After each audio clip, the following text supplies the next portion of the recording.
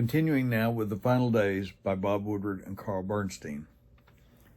Our last session, we finished Friday, August 2nd, so now we move right into Saturday, August 3rd. We're just 5 days out now from the day that Nixon finally announces his resignation as President of the United States. Saturday, August 3rd. Buchanan arrived at his office shortly before 9:30 on Saturday and returned Julie's call. "Come on over," she said. He took his time. Rushing right over would only contribute to the crisis atmosphere, and it was going to be a difficult enough encounter. Buchanan, like Rebozo, was treated as a member of the family. Except for his wife, Shelley, and Woods, he had been with Nixon longer than anyone on the staff. No aide was as important psychologically to the president. The two men shared the same political instincts. Now Buchanan was about to recommend to the president's family that Richard Nixon resign from office. After a half hour, he walked across West Executive Avenue and took the elevator upstairs to the solarium. They were drinking coffee when he arrived: Julie, David, Tricia, Ed, Rebozo. There was no brushing over things. Quickly, Julie outlined what she called the family position. They were against resignation, even if it meant conviction by the Senate. "Daddy's not a quitter," she reminded Buchanan. "It would be better for Daddy if he laid it all out before the country. He would have a forum to show what a trivial matter they are taking away his presidency for. He could stress his accomplishments against this smaller, less significant thing. And," she added, "there was always the possibility, no matter how remote, that he could prevail in the Senate. He wants to fight it out, Pat." Buchanan sipped his coffee. That morning, her father had complained that the staff was giving up before he was ready, she said, and she knew from her own phone calls that the morale of the staff was in danger of collapse. Buchanan understood. If the president were deserted by his staff, even the dignity of fighting to the finish would be taken from him. The president could persevere only if the staff remained loyal. Buchanan shifted uneasily. References to staff defections were disconcerting, and he wanted to avoid a discussion of who might hold and who might desert. Bitterness between the family and the president's aides was the last thing anyone needed now. "If the president decides to fight this out in the Senate, I'll be with him," Buchanan reassured them gently. "I'm not going to hit the silk, but there's no chance of winning in the Senate. If he stays, it's only a short matter of time before even his closest friends start deserting him. First the Chowder and Marching Society, then the party, then some of the staff. People are going to be demanding his resignation. The party will have a terrible defeat in November if he doesn't resign." Buchanan was swallowing hard. "Hell, I understand why he wants to stay on, but he'd be blackened, Julie. It's a straight road downhill for him, for the conservative cause, and for the country. There comes a time when you have to say it's finished, it's over. Nothing would be served by dredging it down through the Senate, not for any of us." It wasn't easy to say, "But we're old buddies," he reminded them. David was impressed by Buchanan's arguments. He began to refashion them in his own words, but his wife interrupted him. "David," Julie snapped, "Pat's already been over that. We know your view." The conversation turned once again to the White House staff. The family wanted to know why certain key members were so strong for resignation. "Are they responding to the tape itself or other things?" Ed Cox asked. "They're being realistic," Buchanan replied. "Look at the Wiggins thing. Judiciary's gone already." They didn't know about Wiggins. Buchanan told them about the congressman's visit and his reaction to the transcript. "But the tape's not that conclusive," Cox asserted. His approach was prosecutorial, not antagonistic, but probing. There was enough ambiguity about the tape, Cox insisted, to at least think about trying to redeem the situation. Buchanan paused, searching for the right words. This was the hardest part. "The problem is not Watergate or the cover-up," he began. "It's that he hasn't been telling the truth to the American people." He paused again. "The tape makes it evident that he hasn't leveled with the country for probably 18 months, and the president can't lead a country he has deliberately misled for a year and a half." Rebozo broke the brief silence. He was smiling slightly. The president thought you'd come down on the resignation side," he told Buchanan. His tone was friendly. "Pat was just being realistic and open-minded," David suggested. Julie flashed a menacing look at David. Rebozo resumed quickly. "Pat, this is a great man we're talking about. He's never walked away from a fight, and he's done great things for the country. He wanted to know how the tape demonstrated that the president had lied for 18 months. It sounded to him as if the president had been saying the same thing all along. He was innocent. How could an innocent man resign the presidency of the United States? Buchanan tried again. He explained the background of the May 22nd statement. Price and I raised the question then. We sent Fred back to ask him. At that time, there was knowledge on the president's part that the tapes were there. It would have been a simple matter to check. David was impatient. Last night's discussion, now this one, and he could see the same conversation continuing for weeks. They would all do well to consider the implications of what Pat was telling them, he said, especially about the damage to the party, the country, and Mr. Nixon if he tried to fight his way out. Julie flared. We've heard that from Pat already, okay, David? You don't have to tell us again. David realized that he was doing a lot of repeating. I'm sorry, italics. I've got to pay attention to the italics there. David realized that he was doing a lot of repeating. He was talking as much as Buchanan. Ed appeared irritated with him, too. Cox resumed his cross-examination. Why did there necessarily have to be a big defeat for the party in November? What were the figures? How many seats would be lost? Why did there have to be a decision on resignation right away? How many members of the staff would leave? Buchanan was impressed with Cox, with his forcefulness, his intelligence, and his insistence on dealing from facts, not emotions.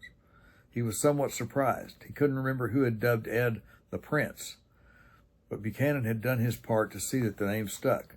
That and Cox's other nickname, Fast Eddie. Buchanan was a city kid who had grown up in the streets. His perception of Cox had always been of a brat who had earned the calluses on his hand playing tennis at the country club. His opinion was changing as Cox pressed the argument. Why should the president resign before testing political and public reaction to the transcript? What harm was there in waiting until the tape hit? Buchanan had been thinking along the same lines. He knew what the public and political reaction would be. And when the president, when even Julie saw the reaction, they would see the wisdom of resignation for Nixon's own sake. Maybe the reaction won't be as bad as you think, Julie said. Why not give it a while, a couple of weeks? Buchanan was agreeable. It would be better for the president to be convinced by events than to be swayed by the judgments of his own staff. The visit, which had lasted more than an hour, ended with both sides feeling that something had been accomplished. Buchanan recognized that the family solidarity claimed by Julie did not exist. Rebozo was confused. Cox was trying to be realistic. Tricia was silent.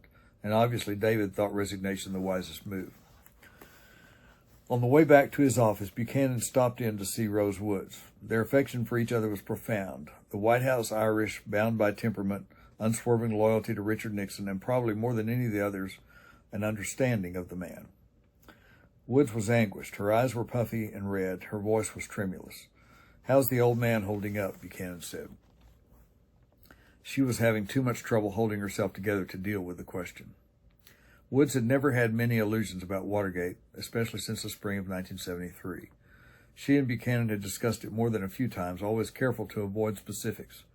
Rose, he's really screwing this up, and you and I know it, Buchanan had said on one such occasion. He's up to his ass in this.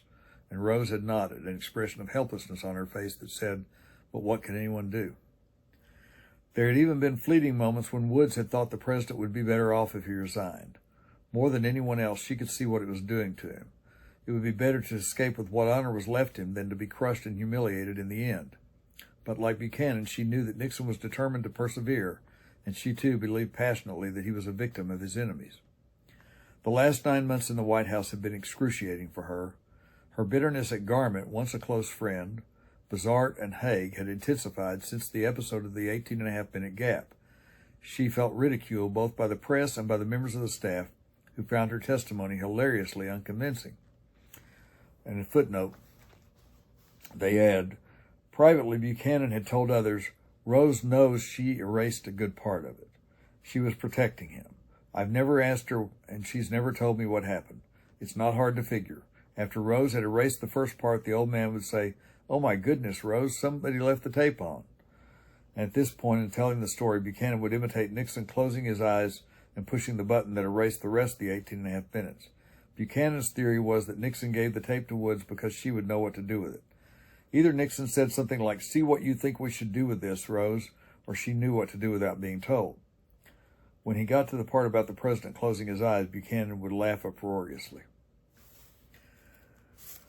On this particular Saturday morning, and I'll just add here for those of you who are young, that Rosemary Woods' testimony before the Senate Watergate Committee was hard to believe. The way she talked about being seated with her foot on the pedal of the machine, the tape machine, and then reaching back to the other way to answer the phone and so forth, and that somehow she had possibly accidentally hit the wrong button and all that, and erased it.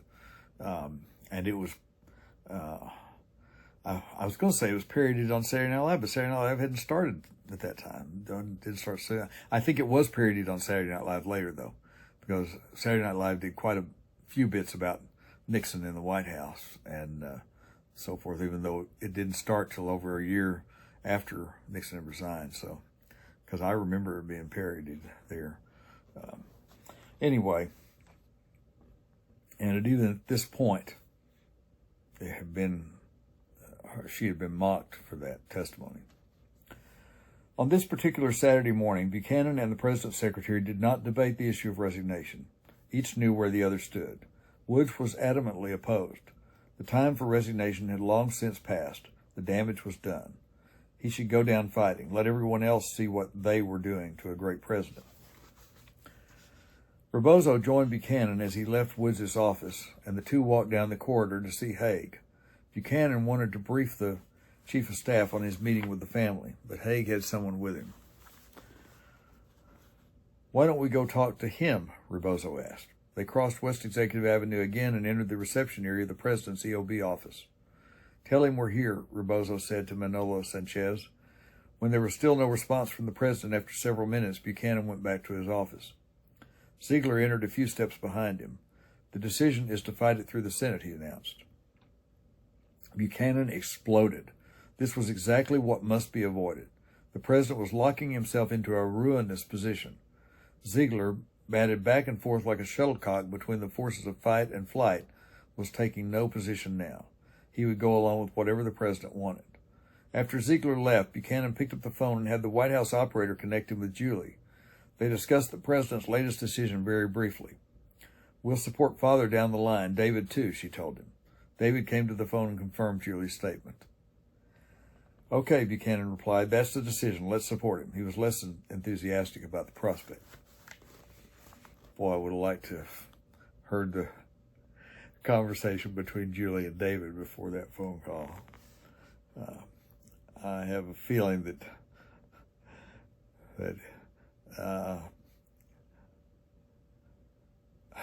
I can't imagine.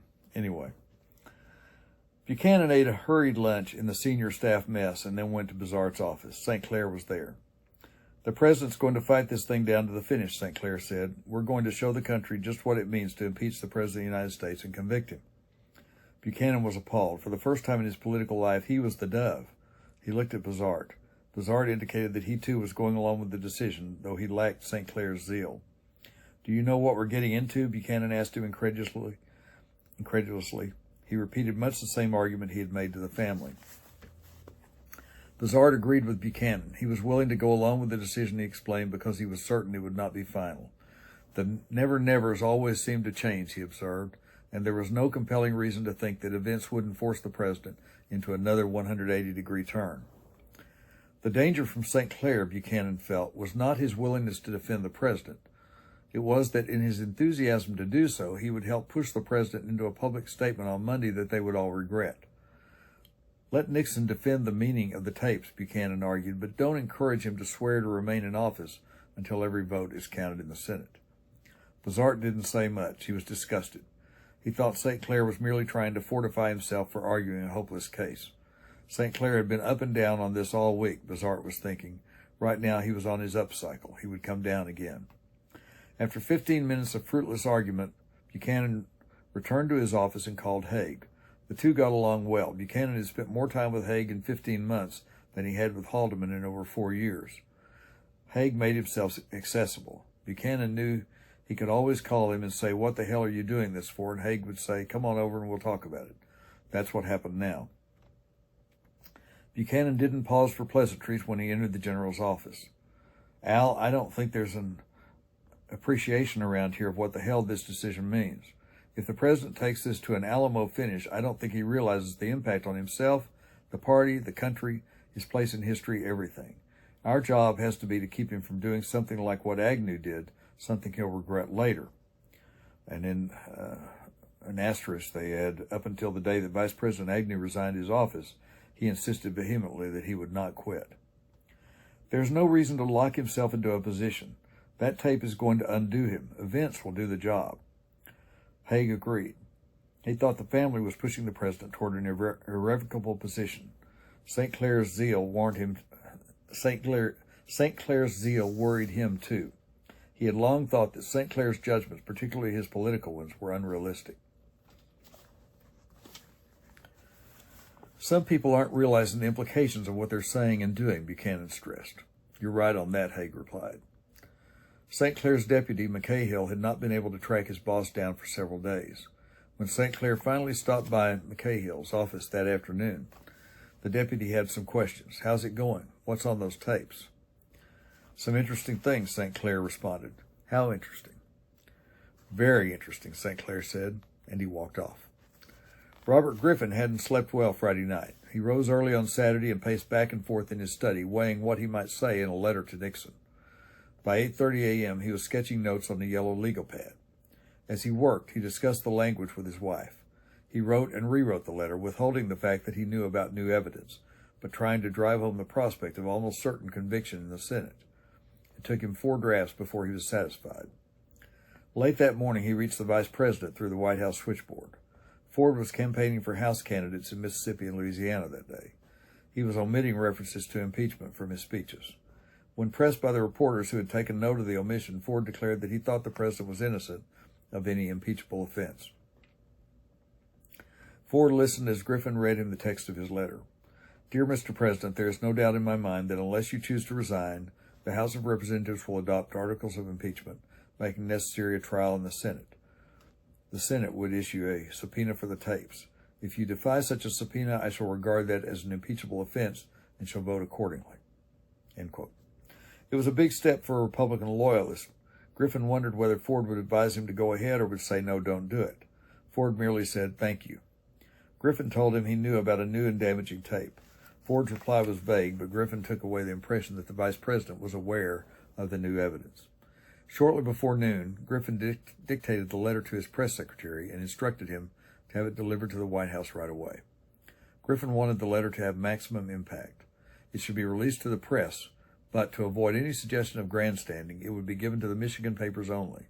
The wires would pick it up fast enough. Griffin's letter was en route to the White House when Frank Haig arrived to pick up his brother for a late lunch. They went downstairs to the senior staff dining room and took a corner table.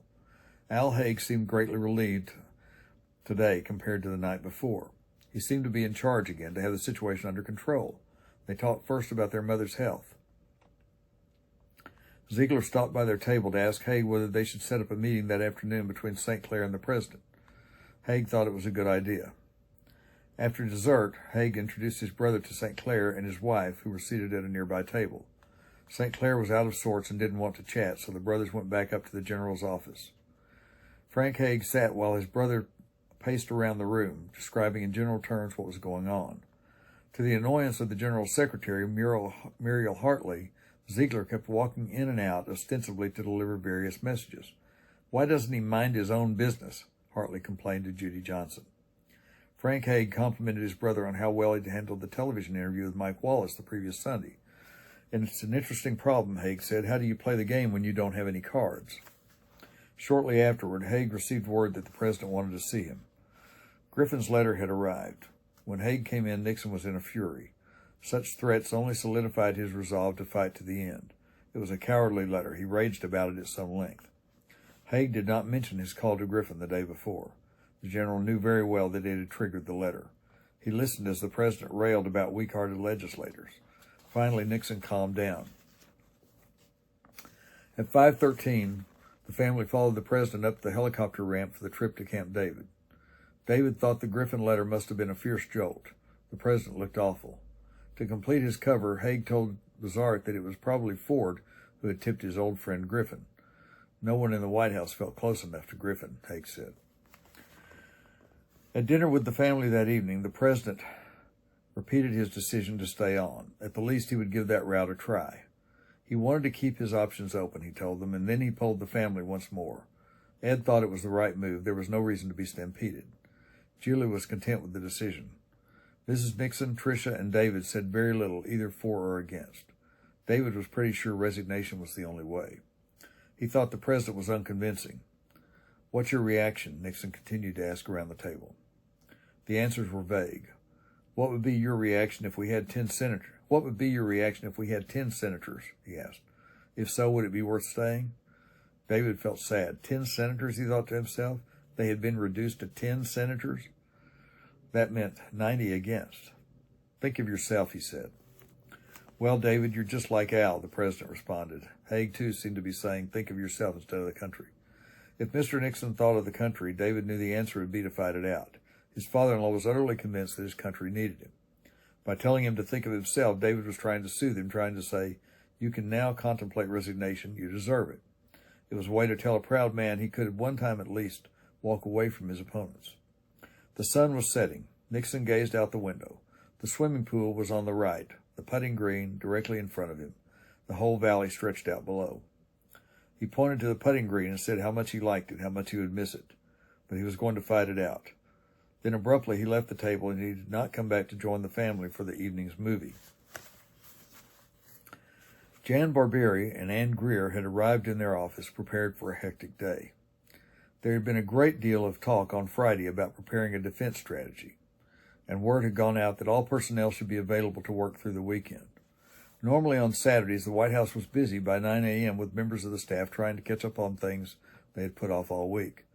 This Saturday morning was languid. There didn't appear to be any activity anywhere. Greer and Barbieri began looking for signals to explain the calm, calling back and forth on the phone to report their findings. Aware that Gergen was researching material for the president's defense, Barbieri asked him if she should come in on Sunday. "No," said Gergen, "and no one is looking for the materials anyway." He didn't know exactly what was going on either, but the lights were out in many of the offices. Then Barbieri and Greer learned that the 2 p.m. strategy group meeting had been canceled. The whole family and Rebozo were going to Camp David. But Ray Price and his secretary Margaret Foote were in. That was unusual. It meant that something big was going to happen. Sometime during the day, Greer asked Diane Sawyer, "Is the president thinking about resignation?" She expected to hear a firm no, but Sawyer said, "Wouldn't you be thinking about it?" Barbieri saw Ziegler walking upstairs in the EOB. He was dragging, and it was only midday. Ziegler's energy usually increased under stress. Later in the afternoon, Greer asked Tom DeCare if he thought Nixon would resign. He said, I don't know. They decided to see if Price was still there. DeCare phoned and Foote answered. DeCare said, "Sorry, wrong number." When Greer and Barbieri left the White House at 7 p.m., Price and Foote were still in the office. Pat Buchanan left the White House about 5 o'clock that Saturday, angry and frustrated. He had finished 5 beers and was starting a 6th when Price called him at home later. Price was upset too. Haig had told him the president was going to tough it out. Now Price was writing a non-resignation speech which attempted to gloss over the implications of the June 23rd tape. Nixon would deliver it on television Monday night. Price thought it would be disastrous if the president announced to the nation that in spite of evidence that confirmed 2 years of lying and subterfuge, he intended to fight to the finish. Price said he was concerned about the attitudes of some people he had spoken to, particularly the lawyers. Some middle ground had to be found to keep the president from irreversible action. They decided to meet in Buchanan's office first thing in the morning. Around 10 o'clock that evening, David and Julie decided to go back to Washington. Camp David had become very depressing. There was little they could do there to improve the situation. The family session the president promised hadn't really taken place. There had been no meaningful attempt to grasp the problem or discuss what must be done, and it didn't look as if it was going to happen. David tried to get some studying done after they got back to Washington, but he found it impossible to focus on law that night. He gave up the effort just before midnight and called his friend Brooks Harrington. He needed to talk to someone. The rest of the family was opposed to resignation, David sadly reported. Since Friday night, the president had been unable to look him in the eye. The big problem, he said, was that Mr. Nixon feared losing their respect if he resigned. So now they had to convince him they would continue to love him whatever came. David sounded tense and tired. Harrington searched for something to say to comfort him. The Harringtons had been to Mass that evening. Carol and I lit a candle for you, Brooks said. David choked and wept. And we come to the end of Saturday, August 3rd. We're getting close. We're getting close to the end. We're truly in the final days now. Not the final months or the final weeks, but the final days. So in our next session, we'll take up with Sunday, August 4th, just 4 days before the president announces his resignation. In the Final Days by Bob Woodward and Carl Bernstein. Thanks for watching.